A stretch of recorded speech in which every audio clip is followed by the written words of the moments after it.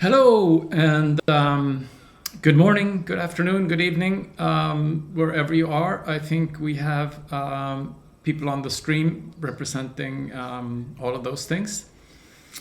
I'm super excited to be here today because we have yet another product launch. We are completing the NX lineup with our standard NX models, where we are releasing a 6-string guitar, a regular fixed bridge, 6-string trem, a 7-string and an 8-string, all of them in two brand new colors. So that's very cool, but even more fun than that, we have three amazing guests on the stream. Stranberg artists that have been with us for a few years, especially counting these 2 lost years. It's like you have to just add 2 years to however long you've known someone. It's crazy, but I'm thrilled to be joined by Dylan Reavey from Australia, Soumia Ghechami from Algeria, and Kaminski from the UK. Hello, people. How's everyone doing? Good, thank you. Doing good. Doing Very great, good. Very thank you. I'm actually particularly thrilled to meet Soumia, which it's the first time that we talk today. That's true. I met the Dylan, Connor. I know you guys already. So We're old news. Old news. yeah, exactly. No, it's very cool. We were, as we're doing like the tech check before the stream, we were reflecting a little bit how amazing it is, though, that we can do these things just being spread out on different continents and different parts of the world, different time zones, and have people from literally all over the world watch as we do it. So that's very cool. And we're doing this under the umbrella is called Stranded, our live stream, which we've been doing since the start of the pandemic. We're streaming nowadays on Facebook and YouTube. Obviously, they'll be archived there for everyone's enjoyment after the stream, if there was something you missed. And when you're watching it live, you can write questions or comments in the comments field on both YouTube and Facebook. And we'll do our best to answer those questions during the stream. So take this opportunity to ask these amazing people whatever you want to know about playing, about what they do, or music in general, or about these very awesome, amazing guitars. But I think let's begin. Dylan, maybe. How about you? Tell us a little bit about yourself for anyone who doesn't know what you do, and tell us what you think about the new standard NX guitar that you've played for a while. Yeah, sure. Obviously, thank you for having me on. This is such a cool thing to be able to do with, as you said, from everyone around the world, and we're all sort of meeting in this one place. So, so a little bit about myself. I'm from Australia, same land as the Tarantos and the Helix Nebulas and the Plinies and all those guys. So sort of what I do is kind of a combination of, I guess, kind of video game music and sort of like jazz fusion stuff. My background is mostly, started sort of more in the rock and metal field, and then sort of I went to uni and did a jazz degree and sort of got educated in that sort of thing. I've just been sort of doing that for the last couple of years and had a lot of success doing that. So yeah, it's really fun. And having Strandberg guitars there as well, they've been such a huge impact on just the way I approach guitar and generally just playing guitar. Like just in general, playing their guitars just feels so much better. There's so many things that I can't play on normal guitars that I can play on Strandberg. So that's always good. But yeah, the new model. So I've got the green one, which is actually my first green guitar. I've got the Fusion, and I've got the originals. The original standard over there, the blue one. But yeah, this one's quite nice. It's got all the new updated features, obviously. And yeah, it's been really good for the demo song. Pretty much used pretty much all the pickup configurations I could think of. Yeah, just sort of sits in the mix really well. It's good for cleans and leads. Tried to sort of give it a run for its money, but yeah, it's really good. Proud of the work. Dylan, you prepared a little song for us that I think Isaac should be ready to play. Let's go for it and see what you came up with.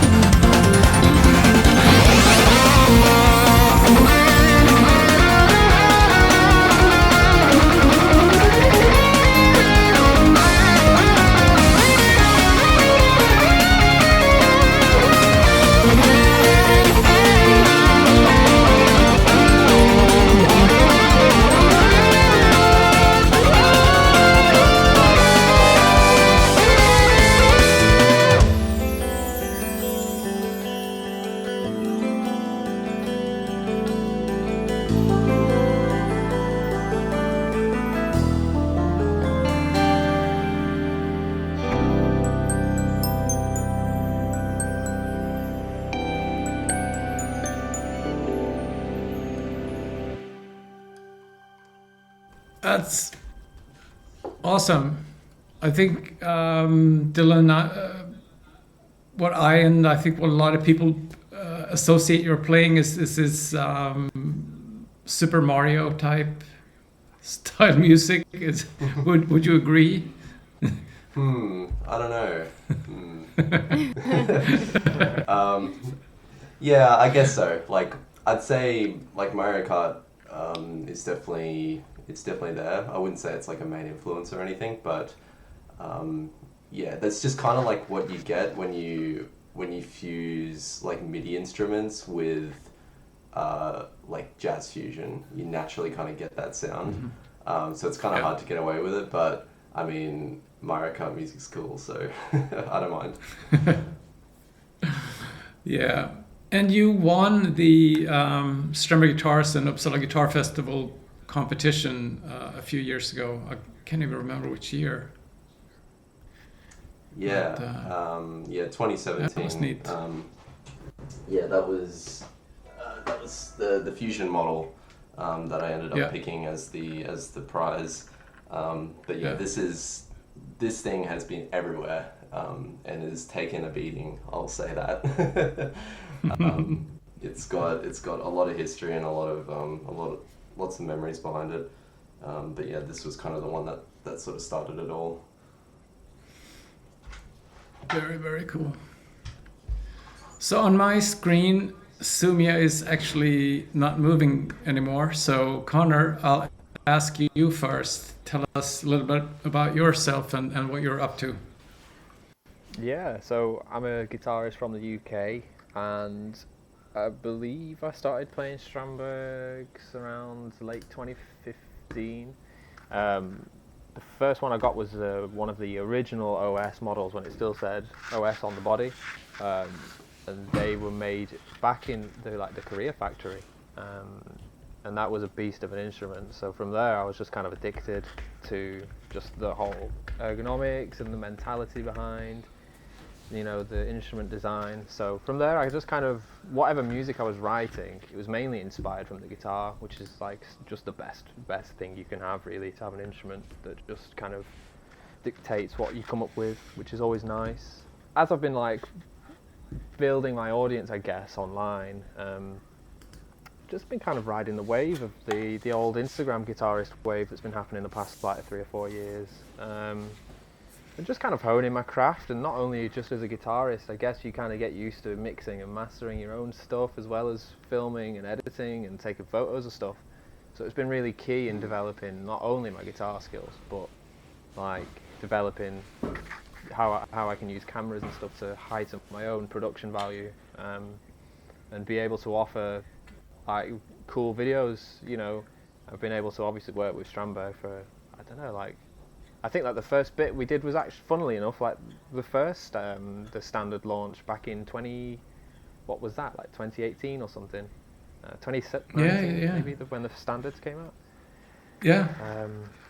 And I still love those guitars. So to have this, it's kind of it's nice to see them get the NX treatment, because the hardware is like even better now. To have the solid block at the top of the, with the string locking tuners as well. But yeah, other than that, I'm just kind of making my way, writing silly guitar music as everyone else is, and just having fun and enjoying playing guitar, which is something I've not always done, but I think we all have those ups and downs, don't we? But at the moment I'm really enjoying, so just been making videos when I want to make them, which is an important distinction to make. Mm-hmm.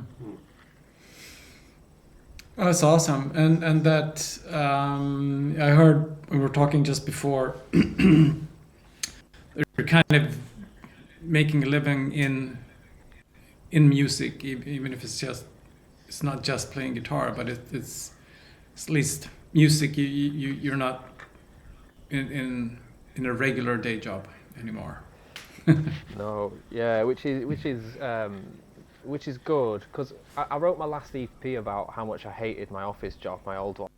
It was like the source of inspiration. And now that I have a job I like, I've not really written any new music.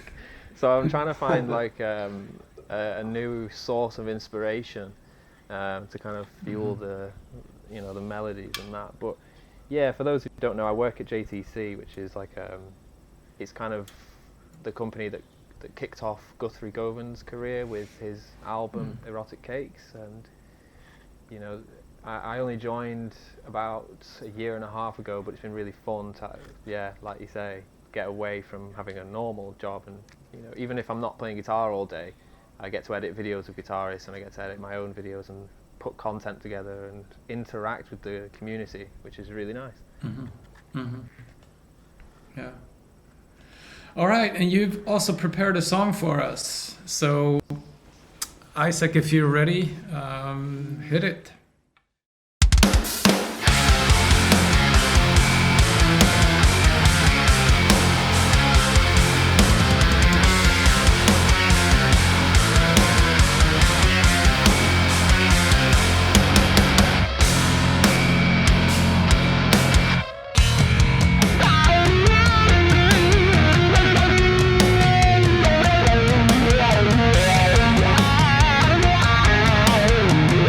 Yeah.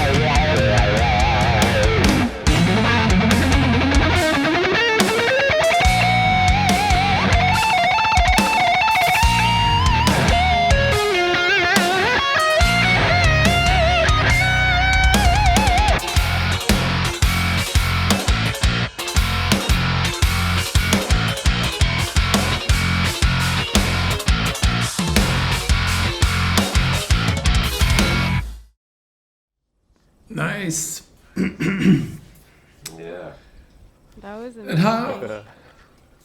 amazing. how you found like going between six, seven, and 8 string guitars over the past couple of years? Yeah, I used to. So I used to own an 8-string that wasn't a Strandberg before. Like I'm talking about maybe like 2013, 2014, something like that. And it was an absolute nightmare to play.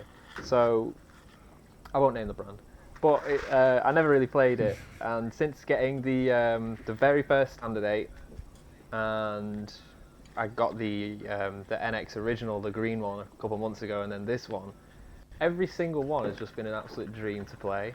So going from 6 to 8, other than like the neck difference, of course, like it's quite a big difference, but I have more fun writing on 8 than I do on 6 because I'll just end up writing something ridiculous like that. You know, you can just have fun, mess around, and create like a silly heavy riff, but it's so organic and the riffs just come, and as you saw, you can still play high up, which is something I couldn't do on the other 8-string because it was a 28-inch scale, you know, straight fret. So you're trying to bend on a 28-inch scale, and it's like you feel the strings going through your fingers. So that was just not happening. But with you'll probably know the exact scale lengths for the 8, but having the short scale length on the thin strings is just, I can't state it enough. It's a dream. I wouldn't play a non-fanned fret again ever. Yeah, yes, 26 and a half on the top end, which is still a little bit longer than regular, but yeah. Yeah, it's strung up with 9s though. Is it strung up with 9s though on the top? So it kind of feels like it's strung up with 10s if it was a 6-string. So it's like perfect for like someone who I play 10 to 46 usually. So it feels very similar to that. So it's just like I say, it's seamless. It's just Awesome. So, Soumia, tell us a little bit about yourself and what you do.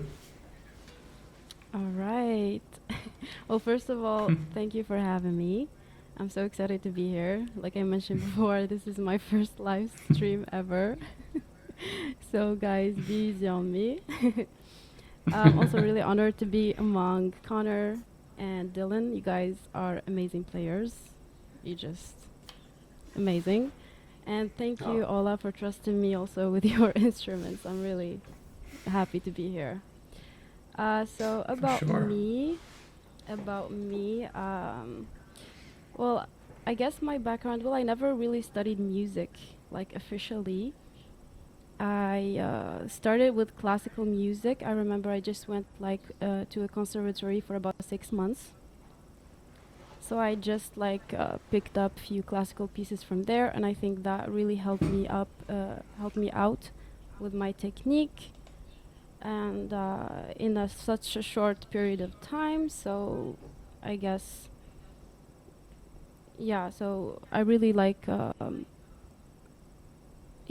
Like classical, I started with that. I like learned a bunch of classical pieces, and then like with the time, I figured like I found myself more into like electric guitar. So I started, discovering some players, and I've always been impressed with like leads, like solo guitars, and I wanted to learn everything. So that's how I switched from classical to electric guitar. And yeah, and about music, I'm like open to everything, to all kind of genre. I can listen to metal, I can listen to like rock, fusion, jazz, blues, R&B, like you name it. I'm very open to everything, but lately I've been more into like R&B kind of neo-soulish kind of vibes. So having this 7 strings, like it was a little like my first Strandberg was an 8-string. And I feel bad because I never used it for its purpose. Like I was I remember first having it, like I was like, okay, I'm gonna learn all Animals as Leaders music, all the gentle riffs. I was so excited about that, but then it just never happened because it's so overwhelming, and I slowly I just used it like as a 6-string, which is, I'm ashamed. But yeah, it's been it's been a fun ride. And yeah, after that, you guys sent me the classic 6, and I've been playing that. I think I've played it more than the 8. I just love it, and it's perfect for what I do right now. Like I'm more, like I said, I'm also like super interested in sessioning like session guitar.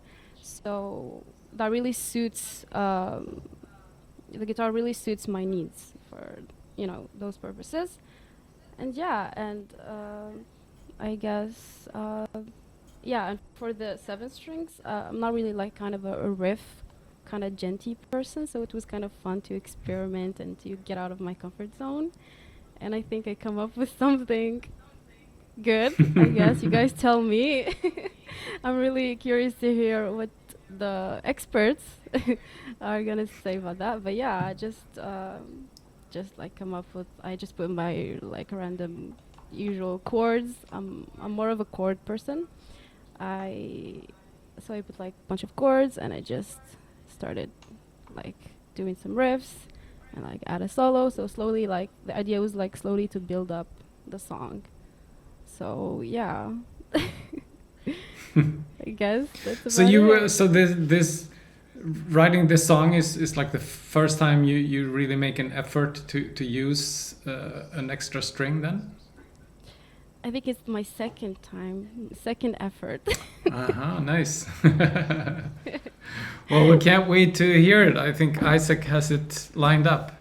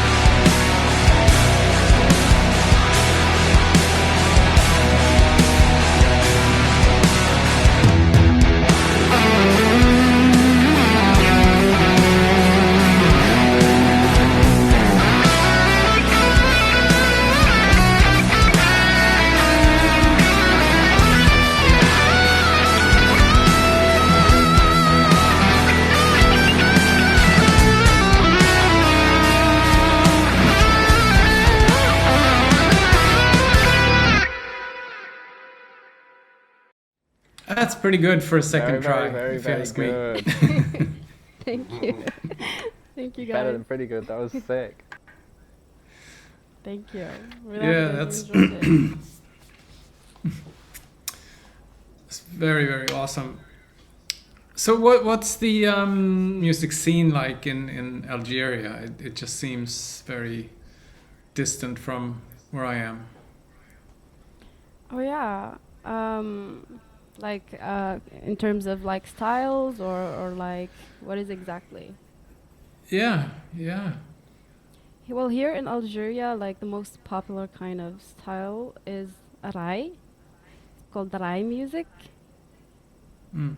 So it's like very different. It's definitely a very different of what you guys normally would listen to. I'm a big fan of that genre. I love it, especially the old one. So yeah, we also have like traditional Algerian music like malouf, like shabi, uh, like a lot. It's very rich. Algerian music is very rich, and yeah, like when it comes also like to modern music, like maybe like jazz or I don't know, like some blues bands or like some more kind of a modern aspect to music here in Algeria. It's not like very common, but yeah, it's not like very, very common, but we are trying to make that happen. Like for me, it's kind of a challenge, especially because I really enjoy kind of R&B jazz kind of styles, and I would like to eventually put out like an EP or an album playing that sort of style. So it's not. I imagine it's going to be more, let's say, accepted or more. What's the word? More popular in the Western culture. You know, not here in Algeria, if that makes sense. But yeah, like I'm also like very interested in fusion. Like that would be fun, like to fusion both of the Algerian kind of style, like traditional, like shabi, like whatever, like even Narai, and like put it in those kind of modern aspects. So that's something that I think about a lot, and would love to implement that in my own kind of project, solo project. So that would be really fun, I think. So is it something that you're like currently incorporating in your playing? Well, definitely. I do listen to a lot of like jazz fusion kind of styles, like mixing between traditional and modern. Especially, I don't know if you guys know Karim Ziad. He's a drummer here. He's Algerian. He does that. He implements those kind of both words, and I really, really love that. I'm a big fan of his. And yeah, he also like he's a big Gnawa fan. I don't know, guys, if you know Gnawa. Have you ever heard of this style? Yeah. You guys should. You guys should. I'm gonna It's send really you cool. some links. Yeah, Dylan, do you know it? Yeah. I mean, I only yeah. know it. I only know it through Jacob Collier, so. Exactly. Yes, when he did the collab with Hamid Al Kasri, he's Moroccan. Yeah. He plays gombri. So that's for me really, really interesting, like mixing between those two words, fusioning, and having this beautiful, wonderful kind of harmonic on the harmonic side, everything like super modern, and then you have those traditional instruments or this traditional kind of aspect or this kind of touch. So I really, really appreciate that, and I hope like one day I can implement that in my own kind of music making, my album or something like that. While we're waiting for the questions, maybe I'll just walk through real quick the features of the NX lineup and what has happened with the standard guitar in getting the NX treatment. I think the most apparent thing is as you play the guitar is the smoother heel. So this has been rounded off, so it's just for additional comfort. The second thing might not be as apparent, but it is pretty noticeable. And it's a rounder arm bevel on the body as well. And then what's perhaps not immediately noticeable is the updated hardware, which has called this a vice grip bridges that they grip the saddles in a new way that doesn't require a set screw like we had in the previous design. So it's just for actually better sound, but also better usability.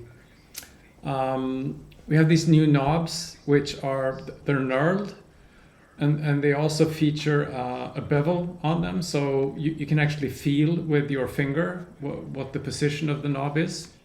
There's no more guesswork. You don't have to look down to see if you have the volume, the tone pot on full or whatever. And then this final piece of the NX puzzle is the updated string lock, which is it's made out of one piece rather than individual pieces nowadays, and that again enhances usability. And we also have this. We haven't named this feature, but actually, as you cut the strings off, the string end lands in these little channels, so there's less risk of puncturing your fingers, which you might have done with previous iterations of Strandberg hardware. So all in all, these updates have been very appreciated by the entire player community, and just better usability, better sound all over. And yeah, really excited to now finally have brought this final piece of the puzzle into the NX lineup, and they are live in our shops right now, both the EU and the US online stores. So grab them while you can. They'll be around, of course, but if you want to be first ones to get them, do it. With that, Isaac, do we have any questions for our wonderful guests? We have a few questions about the specs of the NX, but I actually have a question here. Question for Dylan. Do you write most of your guitar parts using Midi or vice versa? Yeah. So the way I approach composition is very much from like the Midi domain. I kind of equate it to, I guess, like writing a score. So generally I will, like, my music is very much like through composed, so I don't have a lot of sort of element, or I don't have like a lot of parts where I'm like improvising, despite doing a jazz degree. But I'm actually exploring more of that in some sort of newer music. But yeah, the MIDI stuff's cool because I mean, it sort of fits the style that I do, but it also kind of breaks me out of the typical kind of conventions of playing guitar. So like, 3 note per string, and like, only having, 4 fingers to fret something. If I'm working in MIDI, I'm purely just thinking about like composition, chords, melody.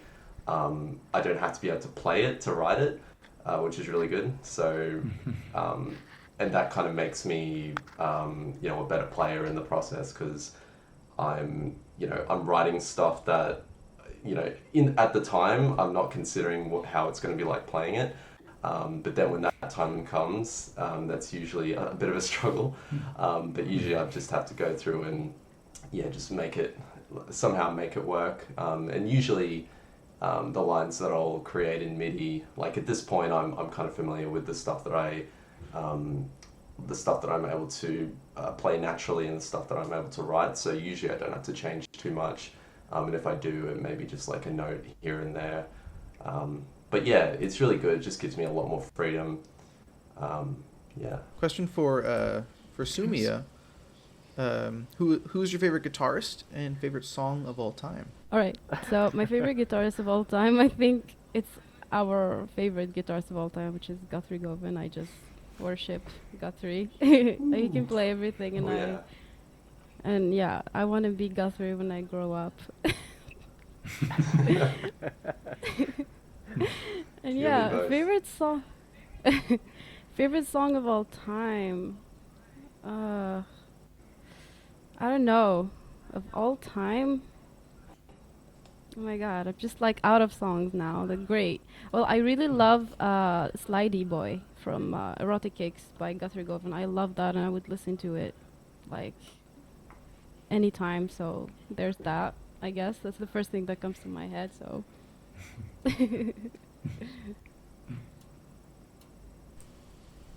Awesome. I actually had another question for you. How do you pick the right chords in a progression? I'm curious if you start with like the 1, 2, 5, 6 kind of thing, and then you add extensions, or if you start with like a cool sounding chord that sounds kind of jazzy or whatever, and then you kind of build off that.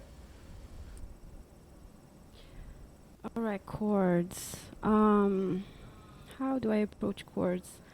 To be honest, I would first like sing a melody in my head, and then try to find the chord that goes with it. That's like the only thing that I could express how I approach the chords, like how I like build it up. Of course, using extensions, like I feel like it adds up kind of this atmosphere. It opens up kind of a new colored kind of feel, a new So that's how I basically approach chords. I don't know what's another way to say it. And the reason that really kind of helped me with like playing those so many chords was definitely learning standards, like jazz standards. So I would like learn a bunch of jazz standards, then I have this kind of endless chord progressions that I can play, or I can develop, or I can just link together, and that's how I usually do it. And of course, like following a certain melody, like that's definitely how it goes. I follow my instinct, like theoretically sometimes I may be wrong, but like if I'm like hesitant or something, I would just reach out to like my friends and I'm like, hey, does that sound right? So yeah, so that's how I usually go about it. That's how I usually go about it. So basically, if you're familiar with the old standard lineup, so these are more or less the same. So as opposed to the original prog fusion metal models, the standard line is a solid body. So it's a slightly different construction. It'll behave a little bit different from the chambered guitars in terms of how they respond to your playing. But there's nothing that's better or worse with either one. It's just different concepts. The standard models are made from basswood, and they have maple neck, all of them with maple fretboard. So no change there. What we have done on the standard NX is this is now a single piece of basswood with just a decorative veneer, which comes in the they're all flamed in the prog and original and fusion. We have flame maple or quilt maple in different finishes, and they're all bursts. Whereas with the standard line, we followed the same kind of color but without the burst to make them more uniform, and they're all flamed. A new thing from the with the NX line is that we have this foil logo rather than the engraved logo, just for a slightly updated look. So for all intents and purposes, the standard NX line is quite similar to the old standard models. They've just been upgraded with the NX hardware, and they have the new colors. So it's new, fresh look, and the playability updates from the new body contours, usability from the updated hardware.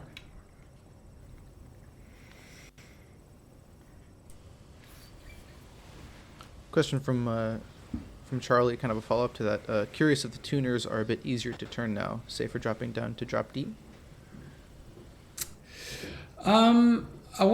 We haven't made any actual updates on the tuning portion of the hardware. If they're stiff, get in touch with us, because I don't think you should experience them as stiff. So to go like to drop D and back should be effortless. So if you're having trouble, get in touch with us, and we'll try and work it out for you, whether it's lubrication or something that's not working the way it should. So that should be pretty effortless, I think.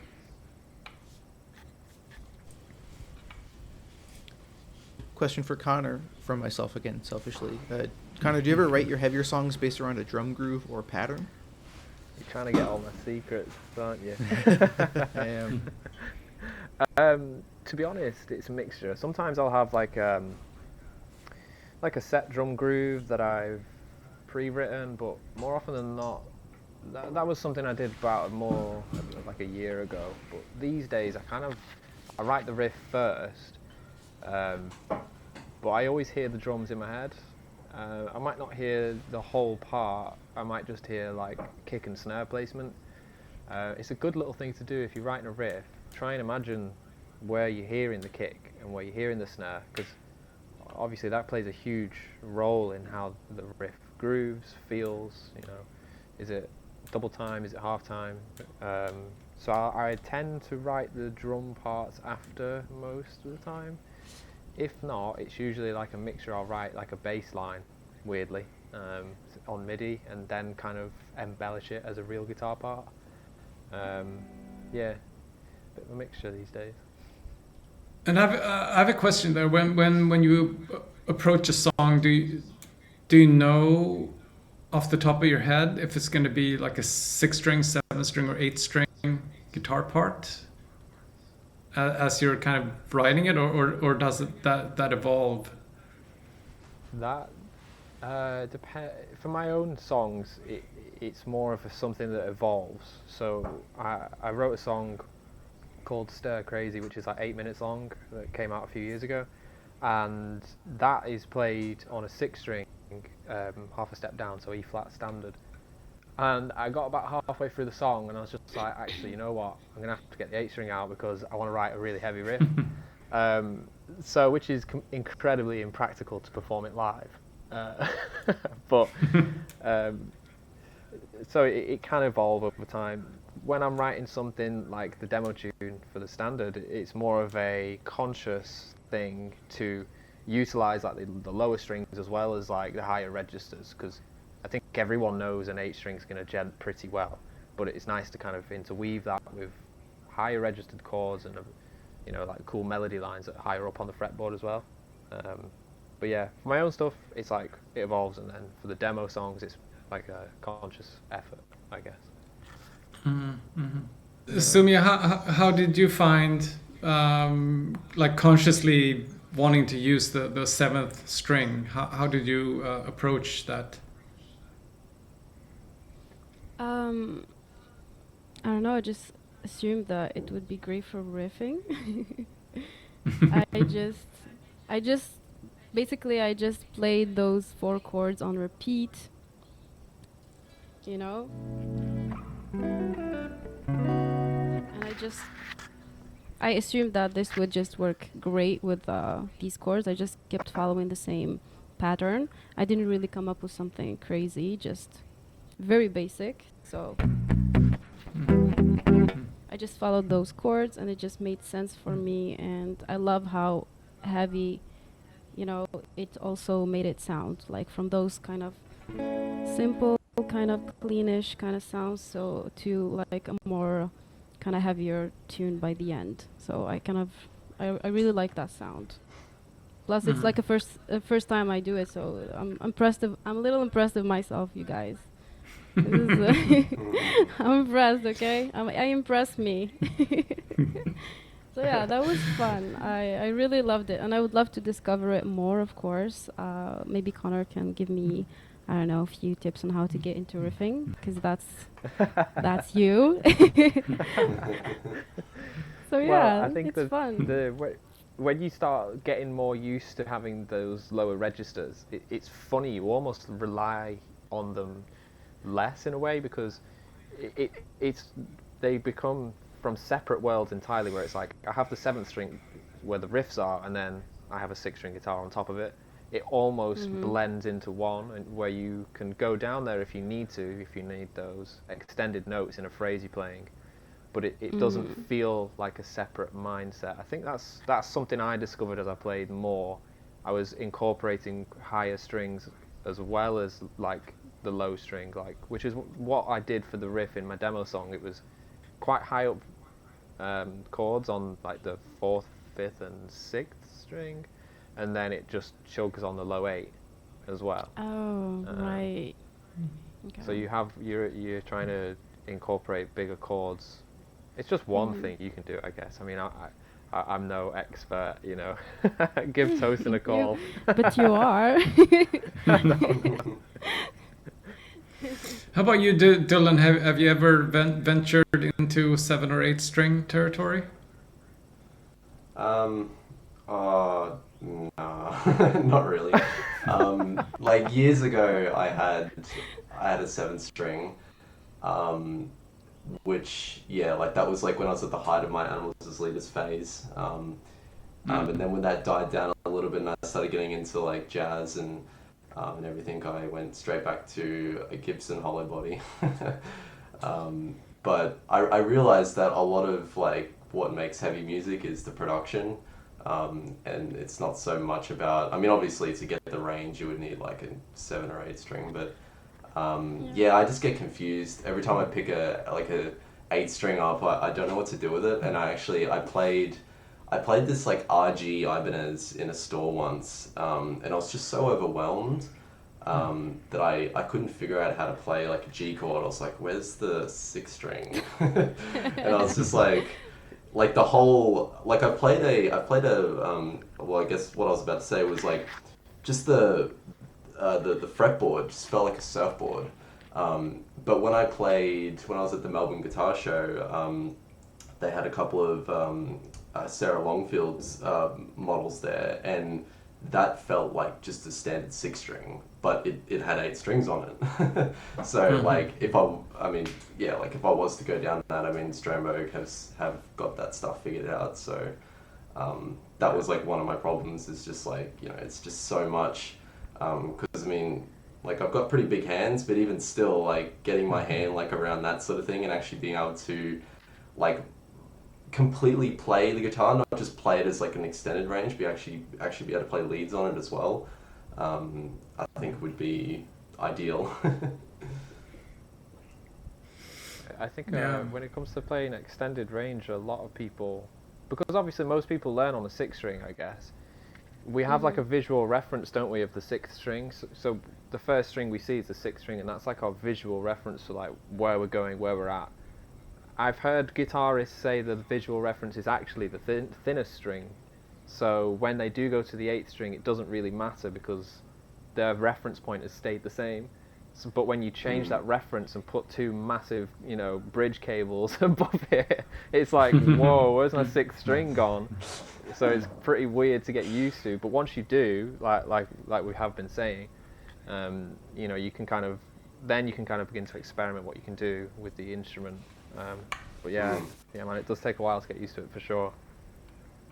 Definitely. Another. So Isaac, any more questions? Yes, waiting. got one for Dylan here. Dylan, how do you go about shaping your tone? Shaping my tone, I don't think about it too much, because like a large part of my process is the composition side, the tone and like all that stuff.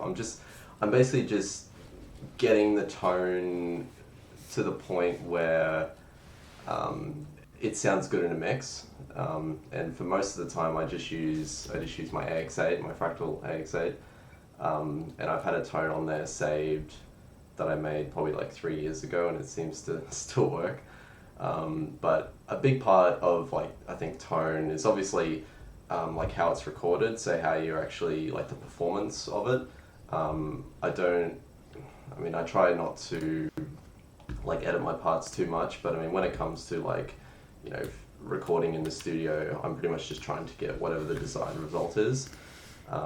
So yeah, I don't really think too much about the tone. I just don't want it to be fuzzy. That's something I've noticed, especially with high gain stuff. You know, I want it to sort of have a lot of attack, and I want it to sort of you know, cut through the mix really well. Because yeah, I'm layering guitars on top of like 50 odd other layers, so it has to kind of like really cut through. And I mean, talking more about like arrangement and stuff, I generally will cull like a lot of things to sort of make it cut through a lot more. But yeah, I mostly just use like for lead stuff, just like first position. Like the new model sounds really good, has a really bright, kind of crispy sounding bridge tone.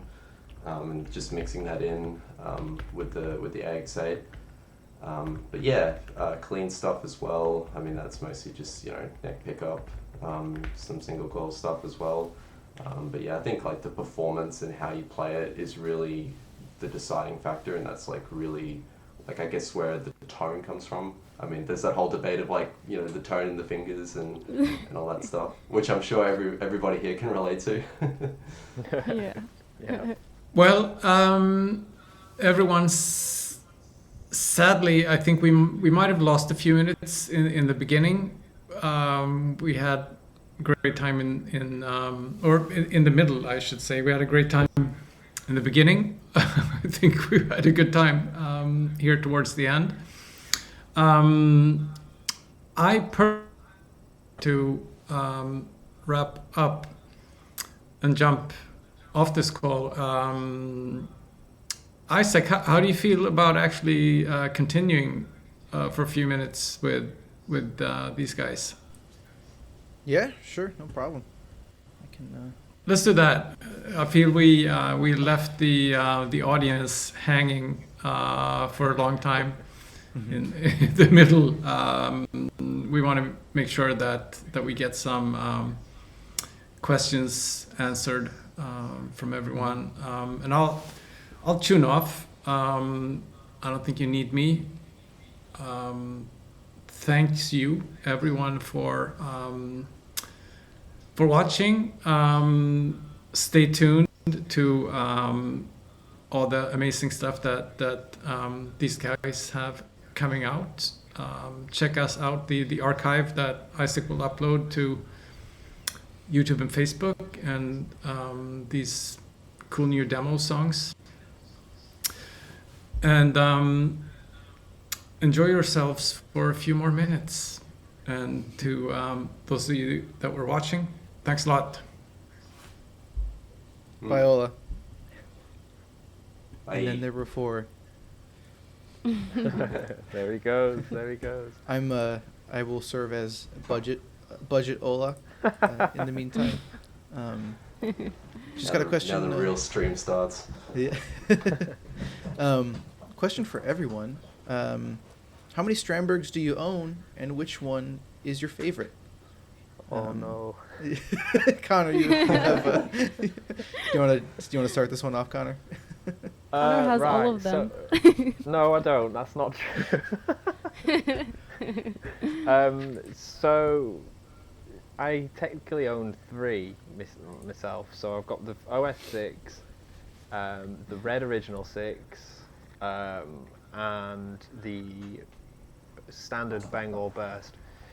The rest of them are kind of, you know, they've been demo guitars that I've had over the years and that I mainly make content with.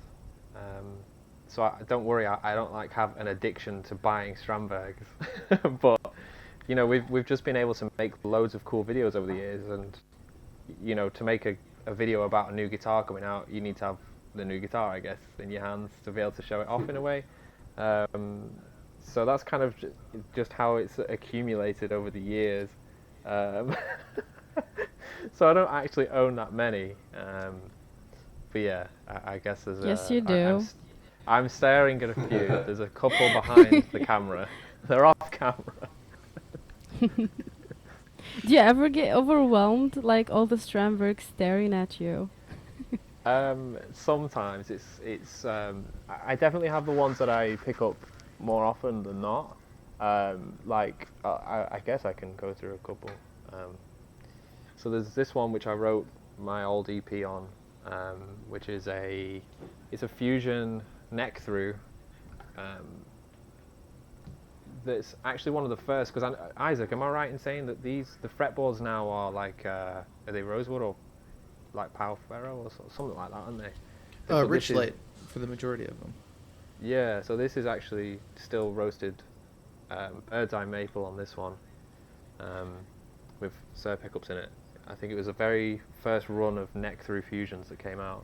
So this has been a beast for a while, and I have a couple others that I like to make use of. I guess the main beast is over here if I can grab it, and then it's this one here. So this is a prog neck through in natural finish, which is just, I mean, it's just beautiful. Yeah, and it's got the bare knuckle polymaths in it, and nice little details. It's got like the gold hardware in there as well. But yeah, so I don't actually own that many outright. I just make videos with a lot to help the good folk at Strandberg. Awesome, man.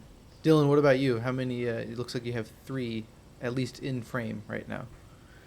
Yeah, I've got, I mean, obviously the new one, but the other 2 there. So, yeah, let's see. No, I'm not going to do that. That's too confusing. I've got the honey, fusion honey, at the back, and then I've got the blue standard. So that's like the old standard. So yeah, those are kind of the 2 ones I had originally. And then I've also got the Boden DR, which a friend's borrowing at the moment. So we have sort of shared custody with that guitar. So, but you know, I've got plenty there to play. I'd say I probably play the Fusion one the most, just because it's kind of where it all began, and I've got some really nice pickups installed into it. I've got some Damasio ones that I got custom. So yeah, for any sort of tones, that seems to do the job. Yeah, they're kind of like the main ones.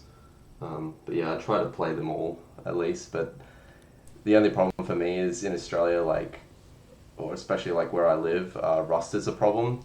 So I usually only am playing one, and then the others are just kind of sitting there rusting away. So I try to like keep the room treated, and yeah, it's a bit of a problem, but it is what it is. Good problem to have, I suppose. Oh, all my guitars, they're rusty. I have the exact same problem. I play like one guitar exclusively for like 3 months, and the rest just sit there and the strings get nasty and they're all dusty, and I'm just neglecting my children. I mean that cupboard in there is just full of previous guitars that I don't really have room in here anymore for them. Mm-hmm. But yeah, they're just in the case there just because I want to preserve them, and maybe one day I'll sell them. Nice, man. Soumia, what about you? How many Stranbergs are we rocking? I have 3 guitars. The first one is my 8. It's the Boden Standard 8 maple neck. Let me show you. So this is the guitar that I just I first got, and it sounds amazing actually. I love the Fishman pickups on this guitar. It sounds amazing. I love the fact that it's also a humbucker, so it gets me that full kind of sound when it comes to lead. So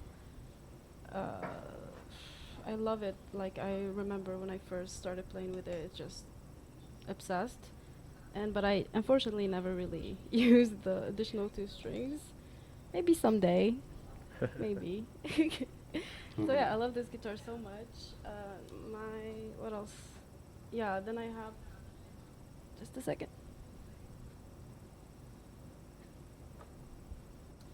Then I have the Classic 6, which I use, basically it's my main guitar. In Burgundy.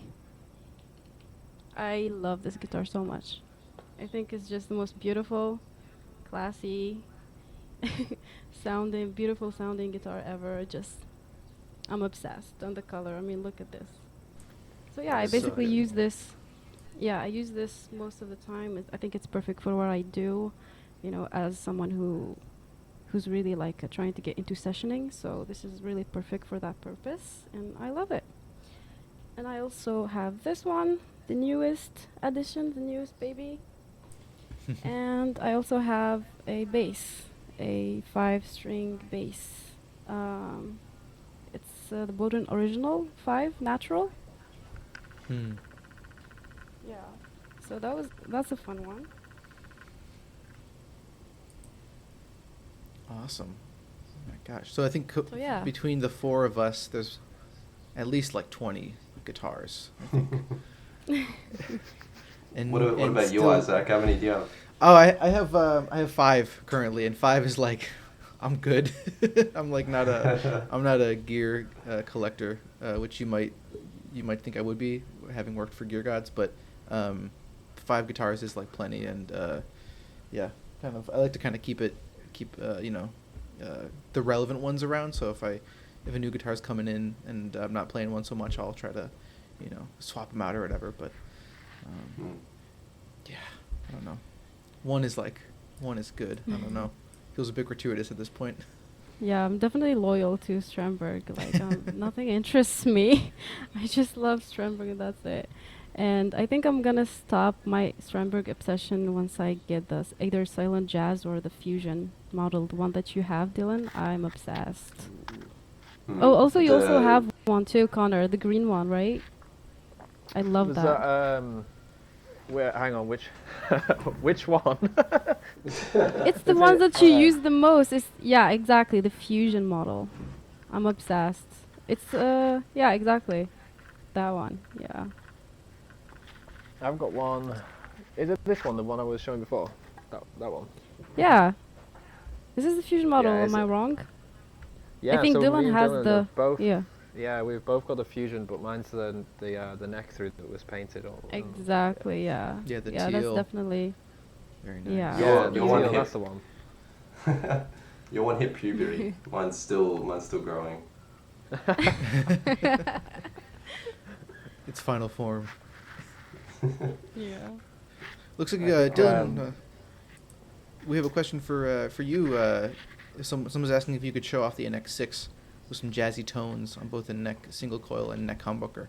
I know you're using like the room sound, but maybe that would be a fun little demo. Yeah, okay. Jeez. All right. Well. No pressure. I've just got that clean sound going at the moment, so.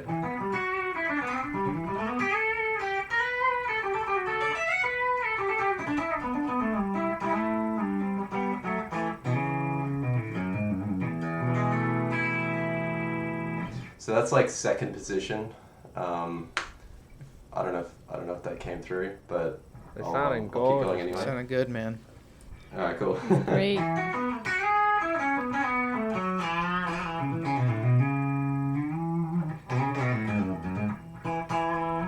So that's first Play position Smoke on the there. Water. Ooh, all right. Hang on, we gotta get some game going from that. It might be tough. I don't know. It's gonna get Hold up. copyright. There we go. The best tone for this.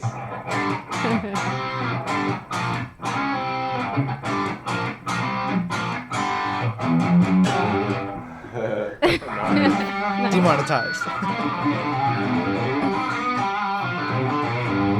Yeah, it really slaps on that first position. But yeah, for all that sort of stuff.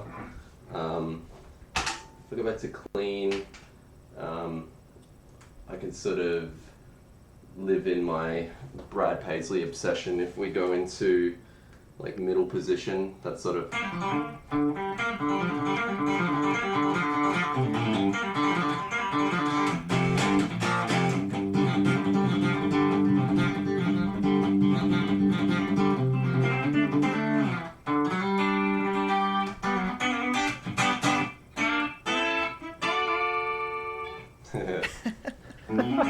That was amazing.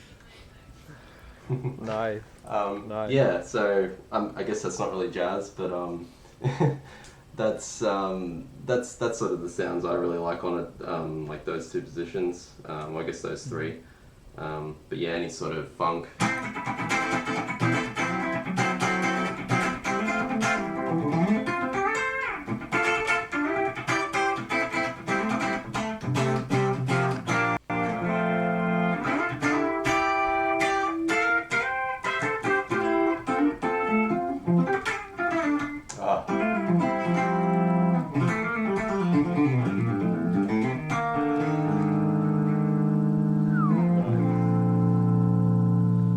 Beautiful.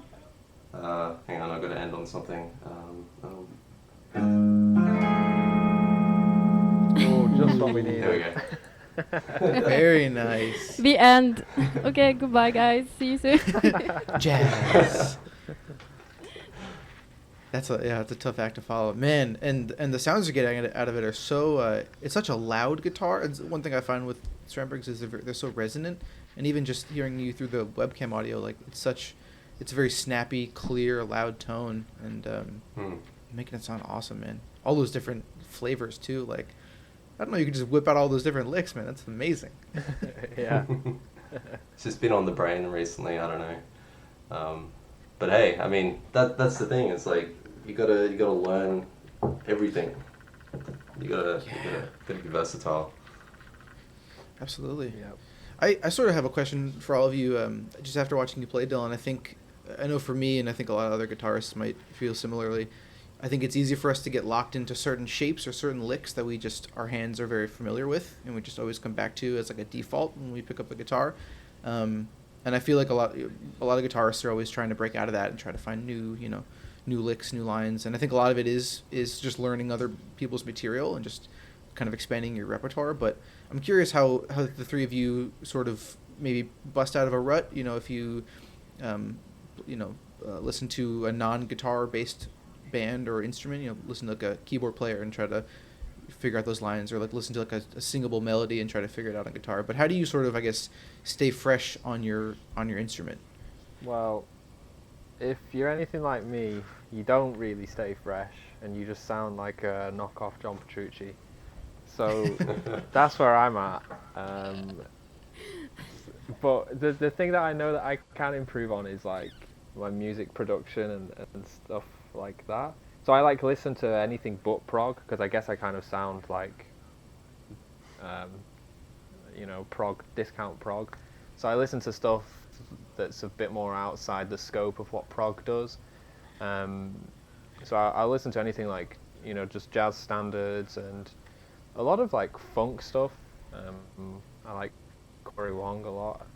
Obviously, my music sounds nothing like Corey Wong, but I think the way he arranges and he writes melodies and just writes songs in general directly influences how I approach songwriting, which I know isn't really answering the question about guitar, but I've kind of given up on getting better at guitar, so I just know I can fully focus on trying to write a half decent song instead. But I don't know. What about you guys?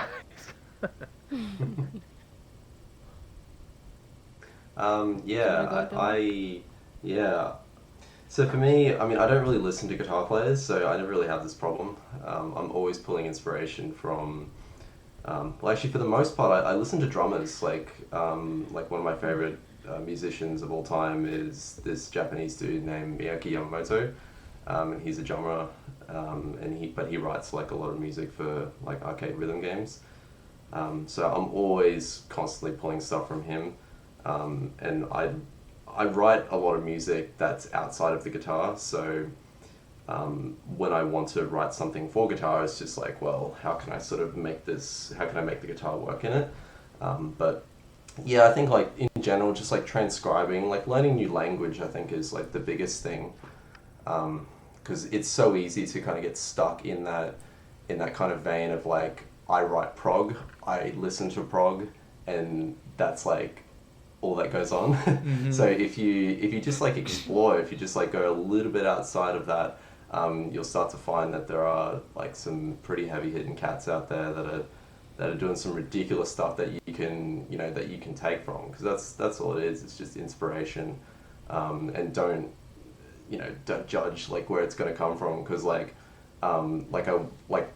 stuff I was playing before, like I pull like a lot of that stuff just from stuff that I'm interested in, and whether it comes up in my own playing or anything, that's it doesn't really matter if it does or if it doesn't. The important thing is just like stay active and engaged, and I think we're all going to have those sort of ruts every so often, but yeah, to me it's like when I'm like kind of overexposed and like I get like overwhelmed with stuff, and I usually have to just take a break from it. But yeah, transcribing is always good. But yeah. Couldn't agree more. Absolutely. Well, for me, I'm definitely a little stuck. I'm still like on the stuck part. I just like whenever I pick up the guitar, I just find my hand automatically going to one position that I just, it's my hand like getting used to this position, so I just automatically play that, and it's frustrating to be honest, but like I mentioned before, I'm someone who like sings stuff in their head, and I try to translate that into guitar. So that really kind of helps me to come up with new lines, new melodies, something different than what I usually do, and something also that helps me, I guess, just listening to new music. It's inspiring. I just discover new artists. I discover like a new perspective, and I just like either start like analyzing like what they do or just like enjoy what they are doing. And I also love to go to live shows. It also really kind of motivates me to also play. So that's also exciting. And I just the moment I get home, I'm like, okay, I even like record. I don't know if you guys do this in live shows. I kind of record what they play, and when I get home, I listen. Not steal, but try like to copy, but in my own kind of way, if that makes sense. Because this is how I usually create music.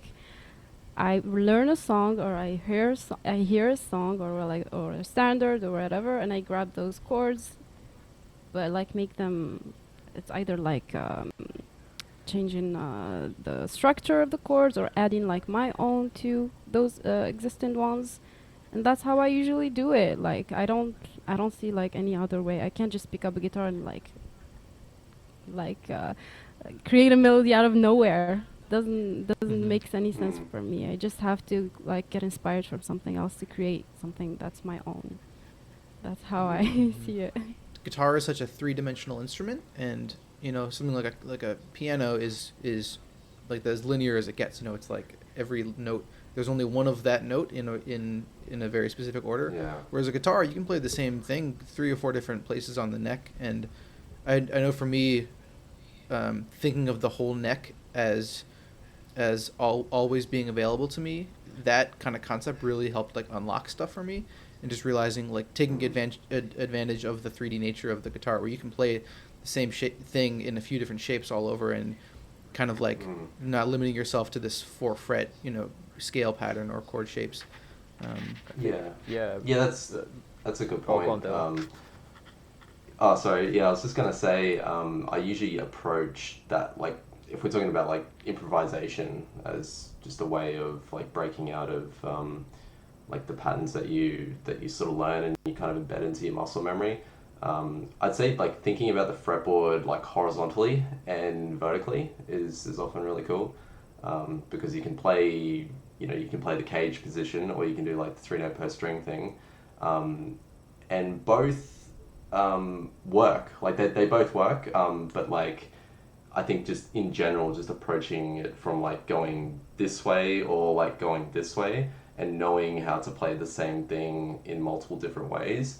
And honestly, like a lot of my, like when I'm teaching and a lot of my lessons and stuff that's like a main component of it, is that we're just trying to break down like where you are on the fretboard and how we can sort of like move your positions, and you can sort of play the same thing in different places, and learning, more in depth, not just the scale shape, but, like what are the triads and how does that relate to the key, and how do you add that to your improvisation and all that sort of stuff. So yeah, it's such a guitar thing because it's a very visual instrument.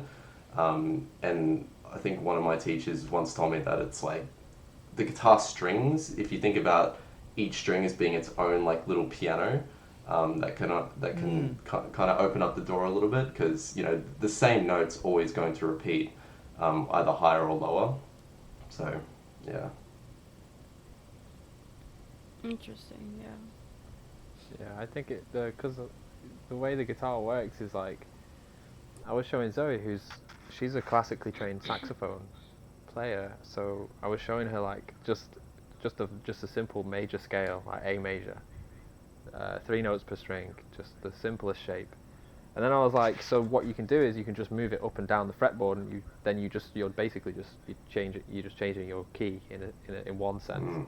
And she was just like, but you'd have to change the shape of the fingers, right? And I was like, no, you just transpose the shape perfectly, and then you've still got the same shape and scale here. And it was just that concept is so weird compared to other instruments like the saxophone. You can't just play A major with like a particular way of doing it and then just shift it down and play it. It doesn't work like that. You have to learn every single shape for every single key. So that's I think for a lot of players it's like this, like, oh my god, this golden discovery, like, oh my god, like I've learnt the major scale everywhere across the neck.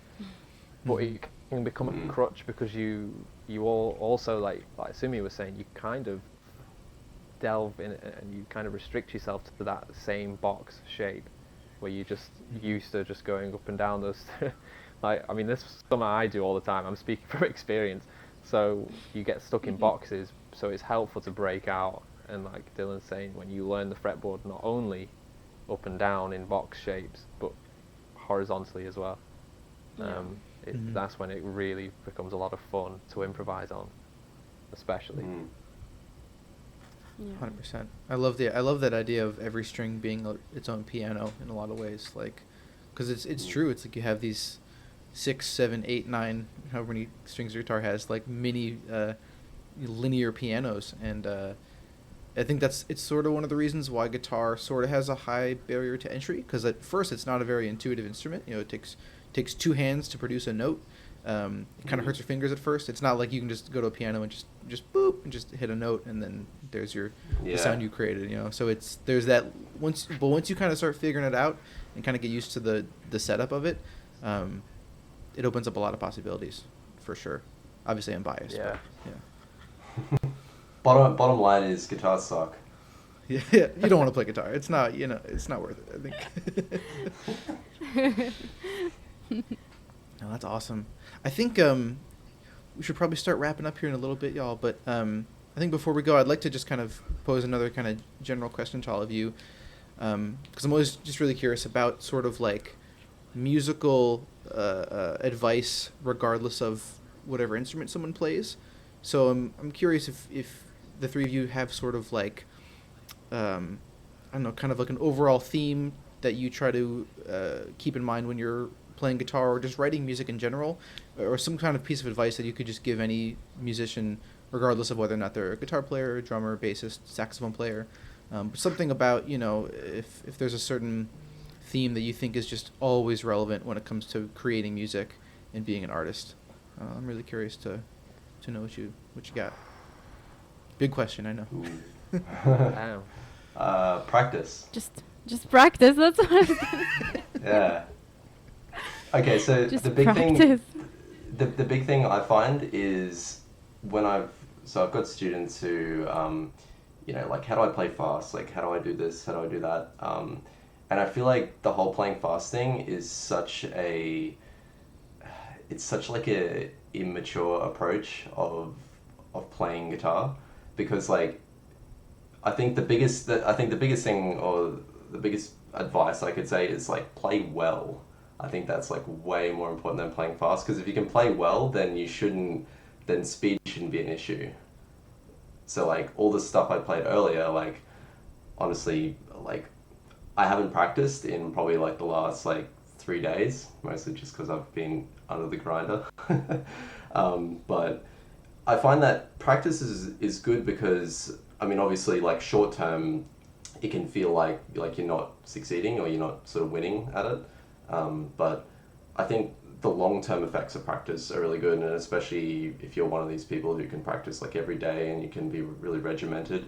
I find that the consistency of your playing really improves over time if you have like a consistent practice schedule.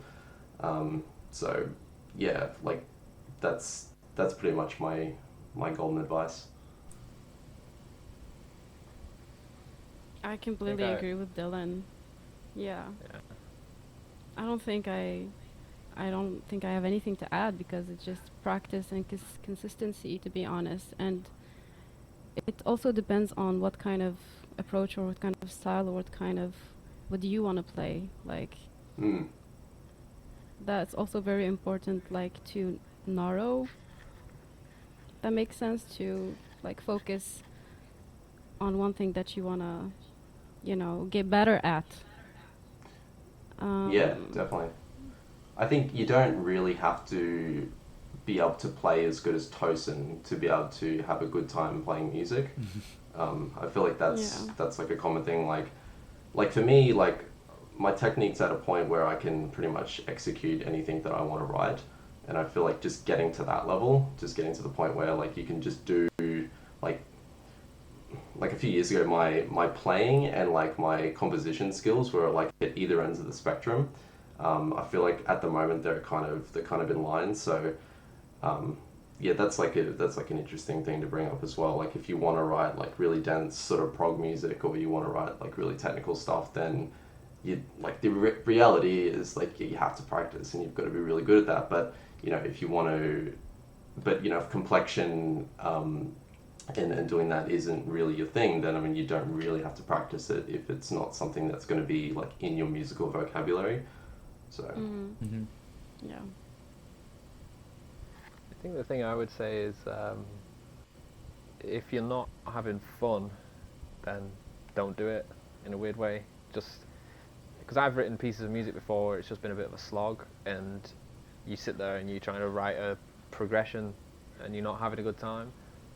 And more often than not, the biggest solution for me was to just step away and go for a walk or something, or go for a run, or just go and make a coffee, and just come back and be in the right headspace.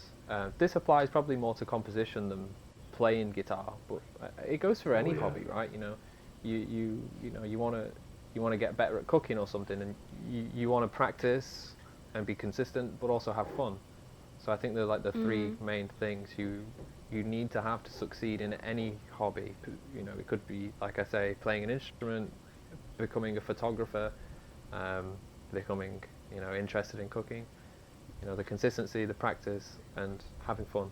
But if you're not having fun, then you have to reevaluate like what the main motive is. So that's the thing I try and, if I'm not going to have fun playing guitar one day, there's no stress. I just won't play. I'll do something else with my day. There's no pressure. That's why I've not been, posting Instagram videos every single day anymore, because I used to put a lot of pressure on myself to be like, right, bam, bam, right, I need 3 videos this week, I need 4 photos next week, I need 3 videos for the week after that, and you need to get them lined up, and it almost becomes like a job that's not so fun anymore. So my advice is for anyone is just to have fun, and if that is shredding mindlessly, then more power to you, my friend. But yeah, that's it. Just have fun.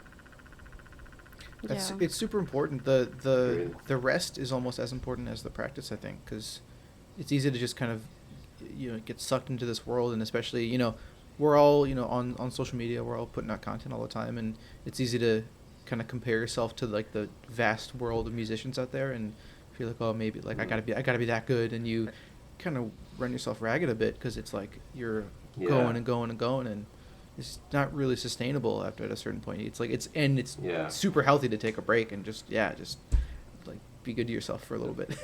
The problem with like Instagram guitarists, as we all are, is that it's kind of like when you go to an art gallery, you're not seeing the 10,000 hours that the artist has put in to make the pieces. You're just going to view the pieces, and that is not to liken an Instagram feed to an art gallery, but you're seeing this person's curated posts that they've spent countless hours on to make this one video with this amazing solo. So when you're scrolling, you have to keep that in mind, right? Like, you're seeing this video and you're like, oh my god, this person's so sick, which is true. But they've probably sounds put effortless. 10 hours. It could sound like that, yeah, but they've probably put like 10 hours of hard work that you don't see on camera to get to that 30 seconds of a tune. So I think a lot of people will scroll and they'll see, oh wow, this video's 30 seconds, so it must have taken them 30 seconds to make. Right. And that's not necessarily true. Yeah, that's a really good point to bring up. Yeah. Because I think we can all agree, like just the standard is so much higher. Like every year, it feels like the standard of excellence is getting higher and higher. Yeah, it's just that like surgical level of precision that you kind of need to thrive. That's something that, you know, when you're not able to achieve that, you know, it can often feel kind of bad as a player, but then you take a step back and you're just like, well, you know, the stuff that I'm putting out, like as Connor was saying, is curated, sorry, you know, for, you know, you're sort of putting yourself out there and you want to put yourself out in sort of the best form. But, you know, the effect that gives like other players is like, oh, he's perfect. He's always, you know, he's always onto it. He's just this insane player that doesn't make mistakes. But, and I think for the case of like Guthrie Goben, that is true. But I think for us mere mortals, it's something that we constantly have to deal with. Yeah, definitely.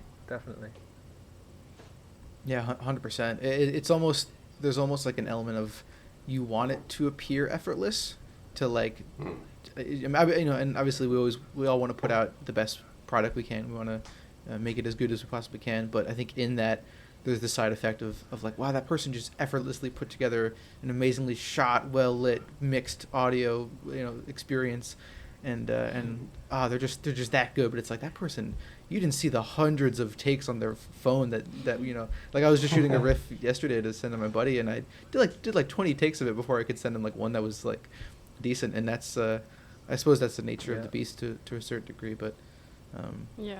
And I think I can relate very, everyone very, very probably much. deals with it. Oh, yeah, go ahead. Yeah. Oh, sorry. Like I was supposed to send you guys the video like 3 days ago or something, and I did it like super fast. I had to come up with, you know, kind of a structure, like the solo, the whole thing, and it was like intense. Like I wanted it took me like a lot of takes to get the good ones, and as like I said, I'm not much of a riffer, so this is new for me. Like I didn't know like what I was recording is good enough for, you know, for my friend to mix later on. Like, am I doing it right? Am I not making life harder for him? So that's it just takes a lot of effort to do something if you want to, of course, do it good and in a good quality. It's just it takes a lot. And especially like now, it's like as a person on Instagram, like in some ways we have to sort of be like businessmen in some ways, and we have to wear a lot of hats. Like even just doing, you know, this demo video, it's like, well, I've got to like write the song, learn the song, in my case, film the video, edit the video, and just like put it all together, and that's just how it is. And I mean, you know, I kind of like doing the video side of things because I literally don't know what I'm doing with it. So it's kind of just a joy just to put the camera there and press record. But then it comes with the anxiety of being on camera and messing everything up. Yeah, it's like a red light syndrome or something. I might have got the phrase right, but it's like the syndrome where as soon as you press record, it's like all of your abilities leave your body, and you're just sat there sweating because you're recording and you can't play anymore. That happens to me so much. I need like a bigger SD card. It's pretty nuts. Yeah. I think I'm used to. Sorry, go ahead, Connor. Yeah, I think it definitely happens, and attached to that is like with that syndrome is imposter syndrome. I still have it massively, where you feel like compared to your peers, like you guys, you're like massively like underqualified to be here. Like I'm just a guy who just like sits in his bedroom and shreds, like, and you are like, you know theory, you know what you're playing, and I have no idea what I'm doing. So I think everyone experiences imposter syndrome at some point, especially in a hyper-competitive industry like the music industry. But it's just, I think a lot of people out there who are watching thinking, oh, you know, I'll never be up there. I don't think you ever really feel like you're up there. You just kind of make peace with the fact that you don't feel like you're up there. I think you just keep going, I think. Yeah, definitely. Like for me, like when it comes to theory, like music theory and like to really understand what's going on the guitar. Like 3 years ago, I had no idea. Like I was like dying to actually understand what I'm doing, because I'm just like, I'm afraid. Like, what if I play this and it doesn't sound right? What if this, you know? Of course, we all have those fears. But then, like, with time, like, I'm still learning. I'm still in that place where I am learning. Like, I know how to name all of the chords now. I know what the chords I'm playing. I know how to build. That's all good. But when it comes to, like, harmony and, like, more in-depth stuff, I'm still, like, learning these things and still, like, kind of suffering. Because, yeah, like, I want to learn fast. I want to do those things. I want to start composing those crazy kind of music, but I feel like I'm not at that place yet where I could have that total freedom, or, you know, total being me comfortable, like, you know, just playing something and being comfortable with it to publish it to the world and actually understanding what I'm doing. So I'm still, like, in the middle of it. That makes sense. Yeah, definitely. And that's an exciting spot to be in, because I think it's you just got to keep doing it. You know, I think that's kind of the thing, and it's sort of a double-edged sword where we don't realize that we're getting better, but we are over time. The more we play, the more we learn, the more we listen to other people. It really helps just develop who we are as artists. But the part of kind of the imposter syndrome thing that you were saying, Connor, it's like you kind of have a tendency to move the goalpost a bit. So you'll be a lot better than you were a year ago, or even 5-6 months ago. But the goalpost has been moved, so you're like, oh, but I'm not Rick Graham yet. I'm not Guthrie yet. But you are so much better than you ever have been, and you just have to keep doing it. Exactly. You can't be afraid of messing up. You know, you just gotta just get in there and keep writing songs, keep learning, and The having key fun. is to not compare. Definitely. Like, if you compare yourself to someone, you're trying to be like someone, that's just, never mind. You're not going anywhere. Yeah. It's just comparing to what you've been, like where you've been and where you're at right now, and what are your goals for what's next. Mm-hmm. That's a good point, because like, I mean, I sort of made peace with that, because I realized that there are probably, you know, people out there who probably compare themselves to myself or to you guys, you know. So like, it's always like, it feels like a food chain almost. Mm-hmm. This is like guitar therapy for me. I was so gonna I'm happy say. to keep going. Yeah, I don't want it to end. I will.